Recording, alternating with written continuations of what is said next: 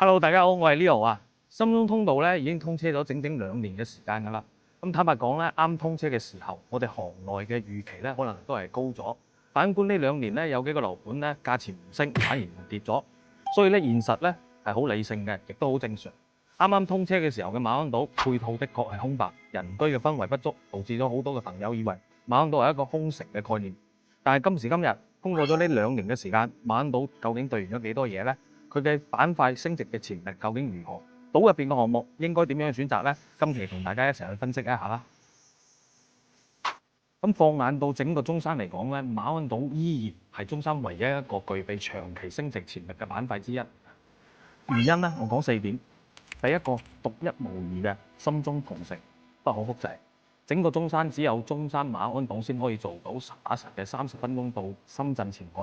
佢唔係概念同城，而係真正可以承接到深圳外溢嘅人口同埋產業。第一站，中山嘅所有嘅產業鎮區都做唔到呢個能級嘅。第二點咧，全中山最強嘅高新產業人口支撐，島上咧已經有大批量嘅一個產業嘅落地啦，就好似我哋嘅江波龍啊、康方生物啊、中科富海、生命科技園等等嘅深圳外溢嘅高新企業。唔可以忽略嘅一點係，中山咧近幾年人口係外流嘅。直至到呢2年，人口先至有一定翻嚟嘅回落，而且全部都係粵港澳嘅科創人才流入嘅主力軍，入嚟嘅唔係普通嘅流水線工人，而係高學歷、高收入嘅研發人員。深中通道嘅家庭反向承接咗深圳嘅定居嘅需求，所以有產業、有高薪嘅崗位、有常住人口，一直係房價最後嘅支撐嘅底牌。咁第3點係乜嘢呢？就係教育、醫療、商業配套。喺呢2年時間，其實馬鞍島已經係兌現咗㗎啦。你可以話中山有其他方面不足，但係絕對唔可以講中山嘅教育差。2024年中山嘅本科錄取率高達75%，2025年亦都有69%，上年都係霸榜廣東省第1名嘅。好多深圳周邊嘅城市同埋我哋中山周邊嘅城市過嚟係為咗咩啊？係為咗子女嘅讀書而定居。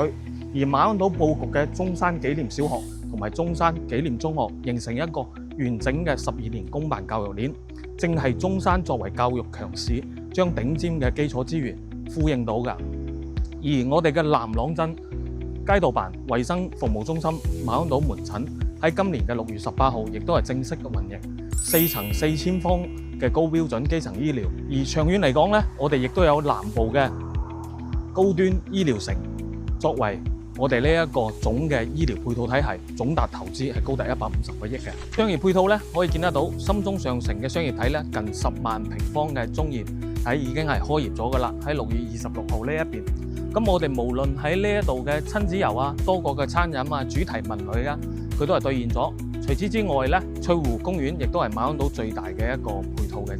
第4點最重要就係馬鞍島依家嘅性價比係最高嘅時候啦。以前大家唔敢買馬鞍島係點解？大概都係因為價錢啦。但係佢依家唔升價，反而就跌咗價。馬鞍島嘅房價咧，其實已經回落到中山嘅鎮區水平㗎啦。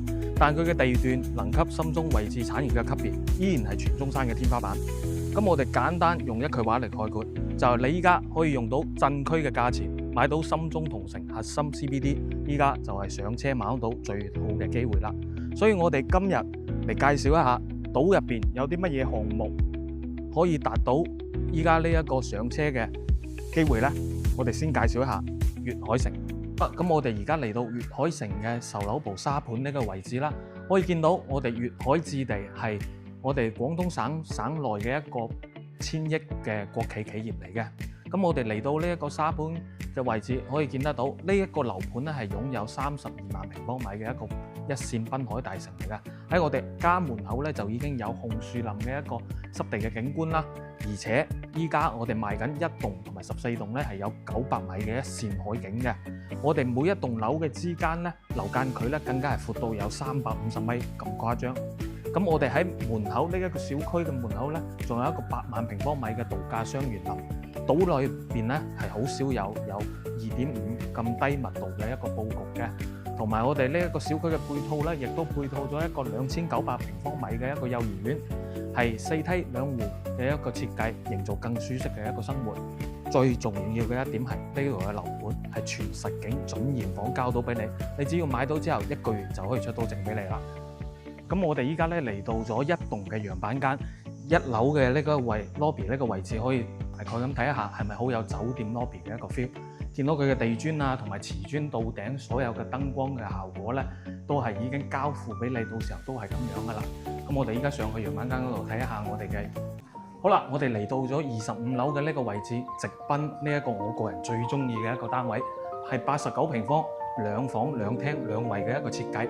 入門嘅左手邊已經幫你做好一排櫃噶啦。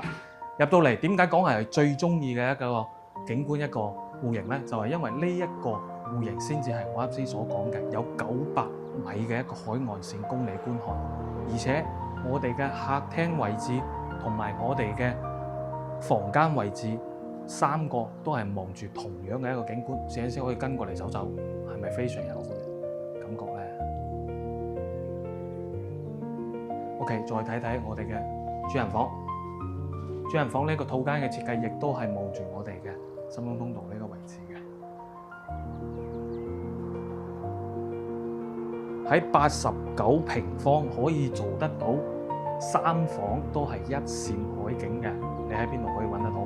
反正我喺粵海城先至見得到啦。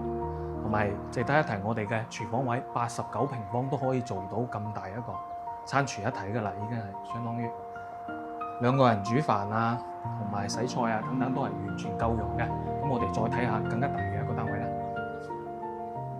咁如果係又中意海景又中意園景睇埋游泳池嘅，有冇得揀呢？呢個110方嘅就非常之值得你去睇啦。粵海城嘅110方，佢嘅實用面積係非常之大嘅。啱先都見得到啦，我哋呢一個係一個南北對流嘅一個設計，而且咧我哋左手邊呢一個咧係望翻我哋嘅一個整嘅小區嘅園林啦。我嘅右手邊嘅咧，啱先咧係可以望到我哋嘅嗰個游泳池嘅。咁我哋可以睇翻個房間嘅佈局。我哋啱先忽略咗入嚟嘅時候咧，其實呢度咧係贈送咗一間房俾你嘅。所以粵海城呢一個樓盤，佢嘅贈送面積亦都非常之高。左手邊一個房間，右手邊一個房間，同埋有一個公共嘅衛生間。而入到嚟我哋呢一個110平嘅主人房，呢個飄窗位咧，佢設計得非常之舒服，可以挨住喺度睇人哋游水，係咪好寫意咧？同埋我哋嘅嗰個衣帽間都係做好埋㗎啦。所以呢個盤，我覺得係整個馬鞍島採陽效果、景觀效果都係 No.1 嘅，而且佢嘅價錢仲非常之優惠。我再睇埋最大嘅一個戶型，一齊去睇睇。120平呢一個單位咧，佢除咗呢個海岸線睇得咁清晰之外，仲有下邊呢一個紅樹林嘅景觀。因為佢呢個位置係位於鹹水同埋淡水嘅交界處，所以佢呢一片嘅未來你自己落街散步又好啊，等等啊，都係非常之舒適嘅。咁我哋睇翻到呢一個內部120幾平方嘅呢個單位咧，其實佢係110平嘅放大嘅一個版本嚟嘅。佢嘅景觀同樣係啱先左手邊睇我哋嘅園區，右手邊南北對流睇我哋呢一個紅樹林同埋海岸線嘅一個景觀。呢個單位咧就適用於一個預算會更加高一啲嘅朋友。我哋再掃翻入嚟睇翻兩邊做咗房間嘅設計，佢呢2間房咧係同樣望到呢一個景觀嘅。每一日入到嚟燈都唔使開，咁樣嘅一個採光度，通勤到深圳只需要30分鐘。咁睇完咗成個翠亨新區嘅一個配套規劃，佢嘅兌現嘅情況啦，亦都係望到我哋介紹嘅呢一個粵海城嘅位置。佢依家13000左右嘅一個單價，重點係現樓現證900米嘅一個海景嘅視野。僅需要5萬蚊首付起，呢個係有限時嘅名額嘅，所以我先會咁推薦呢一個樓盤現樓現證。